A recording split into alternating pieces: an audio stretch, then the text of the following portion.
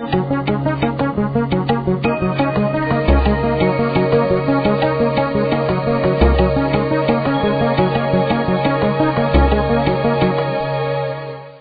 I want to talk about Labor Day, because this is the weekend of Labor Day, which means that it seems like an oxymoron. On Labor Day, we don't work. And that's how wise George is. You know, he is so observant, and that even though he didn't answer his phone when I tried to call him, after I called Jeanette twice, after I called Richard twice to let him know I was going to be late, but it's the one time he probably turned it off in church. But anyway, I want to talk about finding rest in work. And I know that sounds a little bit like diametrically opposed, and I'm going to give you some rest because I'm going to have to do this real quick, because I've got to get to Modesto, and it is Labor Day traffic. So I've oftentimes said if I can't give my sermon in 5 minutes, I don't know what I'm saying. I'm going to take a little more than 5 minutes, but hopefully I know what I'm trying to get across to you. So when you think about Labor Day, they appear to be opposites, so how can labor and rest coexist? Well, I believe that we get an answer to that question out of the book of Hebrews, chapter 4, and I want to read the first 11 verses of this chapter, and then we'll come back and take a look at it, and hopefully we can understand a little bit more about rest, because God is interested in rest. And how come we know God is interested in rest? As human beings, we spend 1/3 of our time sleeping. Well, I'm looking at George, and I'm thinking it's more than 1/3. I can't help it, George. Anyway, I caught you resting.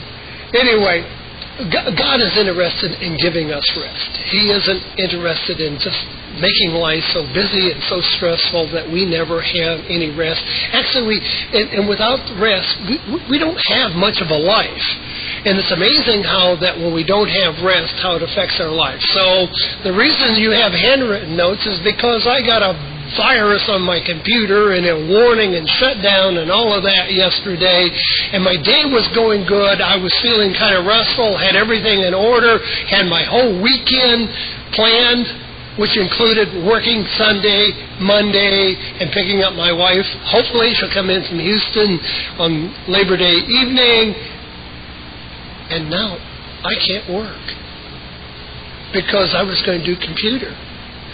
And I got to rest, and I'm trying to figure out what in the world am I going to do. So I'm trying to make up a plan, and I'm getting a little bit of a plan because, well, it is Labor Day.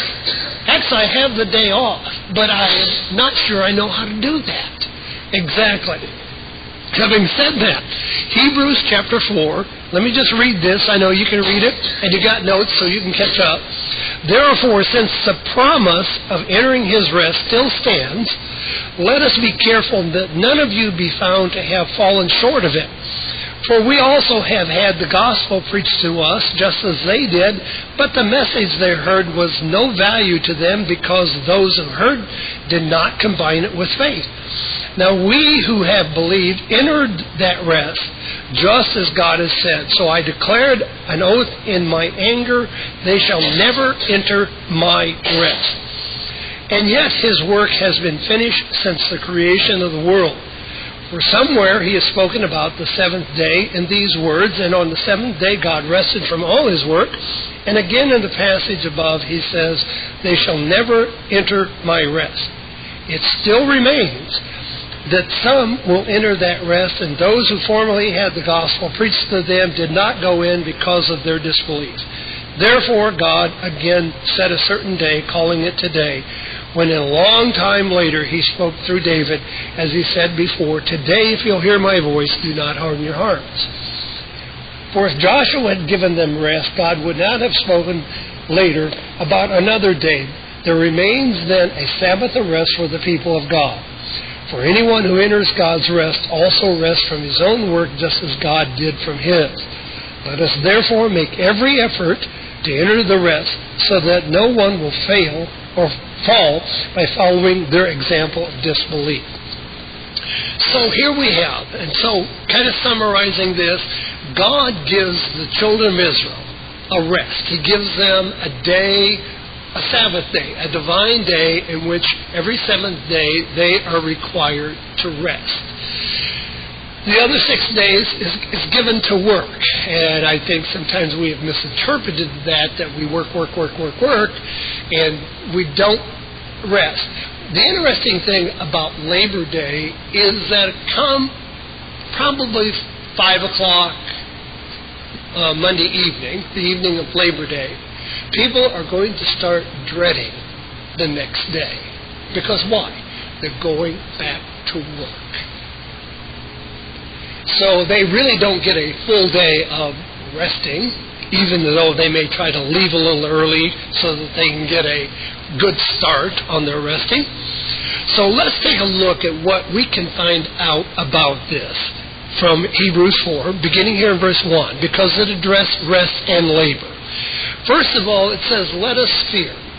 Let us consider, and it uses the word fear in the King James Version. It is not fear from the sense of being fearful and over-anxious, but rather because what God has promised is so good, we would not want to miss out on that. That's a concern. I think I've mentioned to you over the years I had this dream that I didn't complete college. I was a few classes short. And because of that, my life was going to change forever because I did not finish the task. I did not enter into the graduation and feel the freedom that kids feel when they throw their mortarboard up in the air and say, yes, free at last, I'm done with studies, I can move into a career, and I can have a life.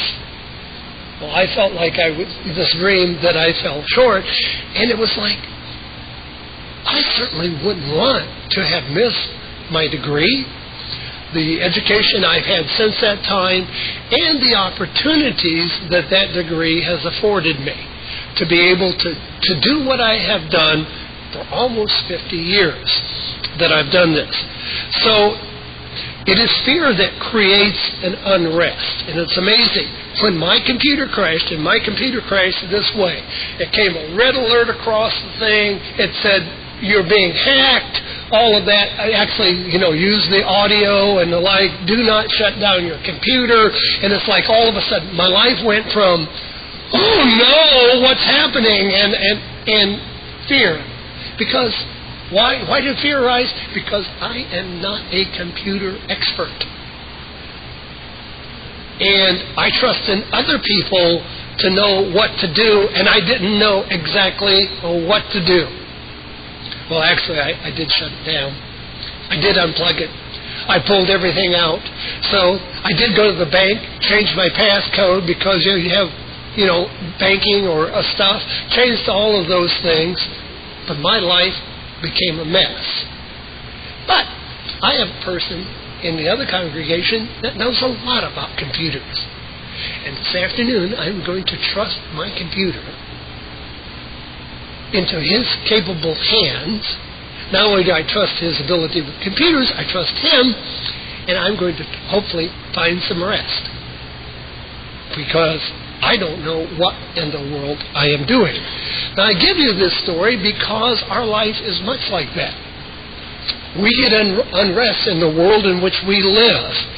And what God has promised us, He said that you enter into the promises. Now, the promises of God are good. And when we think about the rest that He's taught, that is parallels here, it was about a Sabbath rest. Now, Sabbath rest was a divine institution ordained by God, 24 hours, starting at sundown to sundown, the seventh day of the week, and remember how we entered into a rest? We'd have all the work done so we could rest. Now the question is, for all of us, how much rest did we find? You never had all the work done. So you're probably thinking about the work that you have to do the next day, kind of like Labor Day. You're dreading, I got to go back to work. Well, also, there's another thing when we think about the rest and the trust that we have. For example, when we come to church, What should we find? Feeling the blues today, or tired of life already? Do you have questions about life, or need spiritual advice? The Worldwide Church of God is located in Fairfield, Santa Rosa, and Modesto, California. We welcome everyone to attend our worship services with us every week at the times listed on your screen.